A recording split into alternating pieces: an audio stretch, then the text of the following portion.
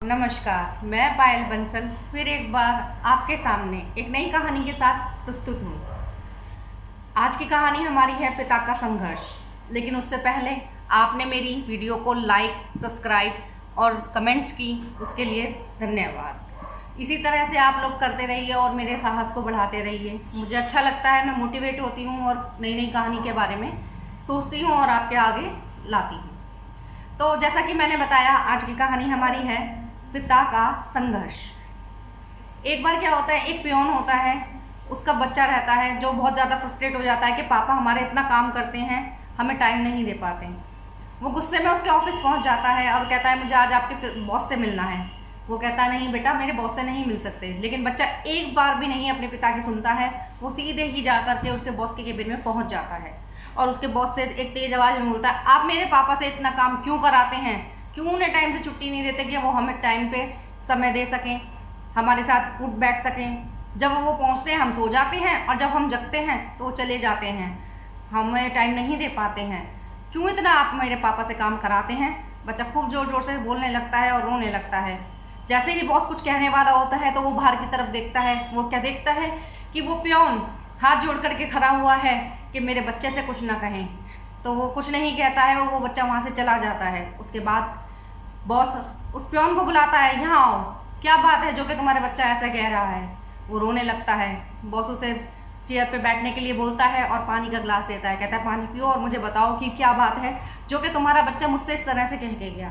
वो कहता है कि साहब मैं क्या बताऊँ, यहाँ की नौकरी से जो मुझे मिलता है उससे मैं घर का किराया, थोड़ा खर्चा अपने घर का, ये सब कर पाता हूँ। लेकिन कुछ ऐसे खर्चे होते हैं जिन्हें मैं नहीं कर पाता हूँ।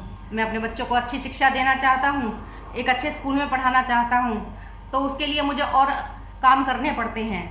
माना कि यहाँ की नौकरी मेरी एक टाइम के अनुसार ख़त्म हो जाती है, लेकिन मैं उन खर्चों को पूरा करने के लिए साहब रात को कभी सिग्नल पर गुब्बारे बेचता हूँ तो कभी कुछ खिलौने बेचता हूँ। उन पैसों को इकट्ठा करता हूँ और अपने बच्चों को अच्छी शिक्षा देता हूँ। अब अच्छी शिक्षा क्यों देना चाहता हूँ साहब? मेरा बाप अनपढ़ था। मेरे बाप ने मुझे पढ़ा लिखा करके 10वीं करा करके किसी तरह से इस मुकाम तक पहुँचाया कि आज मैं यहाँ इस ऑफिस में पियोन हूँ। अपने पापा से अच्छी ज़िंदगी जी रहा हूँ और अपने बच्चों को उनसे ज़्यादा सुविधाएं दे पा रहा हूँ। कहीं ना कहीं इस तरह इसलिए कि मुझे पढ़ाई मिली। पापा मेरे पढ़े हुए नहीं थे तो इसलिए नहीं कर पाते थे। मेरे को पढ़ाई मिली तो मैं थोड़ा सा अच्छा और कर पा रहा हूँ। अगर मेरे बच्चे और ज़्यादा अच्छा पढ़ जाएंगे तो उनका जीवन और ज़्यादा अच्छा होगा और वो आगे के लिए एक सफल नागरिक बन पाएंगे। तो इसलिए मैं उन्हें अच्छी शिक्षा देना चाहता हूँ, अच्छे कपड़े पहनाना चाहता हूँ, अच्छा खिलाना चाहता हूँ। तो साहब मैं रात को कभी सिग्नल पर गुब्बारे बेचने लगता हूँ तो कभी खिलौने बेचने लगता हूँ। जब पहुँचता हूँ तो मेरे बच्चे सो जाते हैं। सुबह को जब मैं निकलता हूँ तो मैं अखबार बांटता हूँ और गाड़ियाँ साफ़ करता हूँ साहब, जिससे कुछ और पैसे मिल जाए मुझे। तो इसलिए मेरे बच्चे जब जगते हैं तब भी मुझे नहीं देख पाते हैं। जब तक मैं पहुंचता हूं तो वो स्कूल चले जाते हैं और फिर मैं तैयार होकर के यहाँ आ जाता हूँ। इसी तरह की मेरी दिनचर्या रहती है। मैं अपने बच्चों से बहुत कम मिल पाता हूँ। जब उनकी इतवार की छुट्टी होती है, संडे की छुट्टी होती है, तब भी मैं उनके पास नहीं होता हूँ, क्योंकि ऑफिस की भी अगर छुट्टी है संडे की तो मैं उस दिन फलों की रेहड़ी लगाया करता हूँ साहब, जिससे कि मैं कुछ पैसे कमा सकूँ। उस दिन भी मैं उन्हें थोड़ा टाइम तो दे पाता हूँ, लेकिन मैं पूरा वक्त नहीं दे पाता। स्कूल में भी कोई फंक्शन होता है तो उसमें उनकी माँ ही जाती है, मैं नहीं जा पाता हूँ, क्योंकि मैं कमाना चाहता हूँ, अपने बच्चों को अच्छी शिक्षा देना चाहता हूँ। साहब मेरी इस तरह की ज़िंदगी चलती रहती है। जब होली आती है तो रंग बेचता हूँ, उन रंगों से पैसे बचा करके अपने बच्चों के लिए भी रंग और पिचकारी और कुछ नए कपड़े कुछ अच्छा सा ले पाता हूँ। दिवाली आती है तो दिवाली में दिए पटाखे ये सब थोड़ा सा लगाता हूँ और अपने बच्चों के लिए दिवाली के लिए भी कुछ अच्छा सा खरीद पाता हूँ, कपड़े, मिठाई, पटाखे।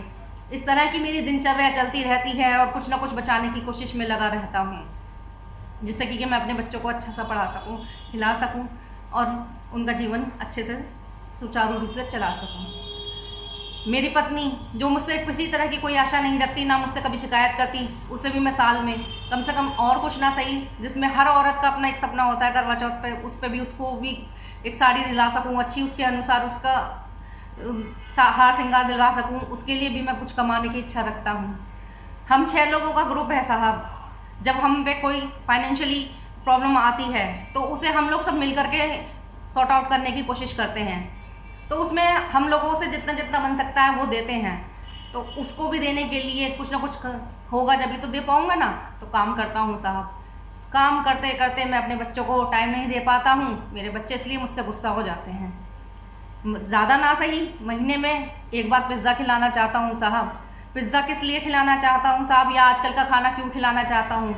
एक बार हमारे पिताजी को प्रधान ने अपने यहाँ की शादी में बुलाया। वहाँ की शादी में खाने के साथ में एक बीच में एक कटोरा सा रखा हुआ था, जिसके अंदर छोटे छोटे से वाइट कलर के रसगुल्ले जैसे हों, छोटे छोटे ऐसे रखे हुए थे, पानी में डले हुए से। तो हमें लगा कि ये मिठाई है, हमने काफ़ी सारी रख ली, क्योंकि हम लोगों के लिए तो एक अलग सी बात थी कभी कभी मिलने वाली। तो वहाँ पर लोग देखने वाले हंस रहे थे, हमें तो समझ में नहीं आया कि क्यों हंस रहे थे। लेकिन जब हमने उसकी पहला निवाला अपने मुंह में रखा, तब हमें ये पता लगा ये तो प्याज है।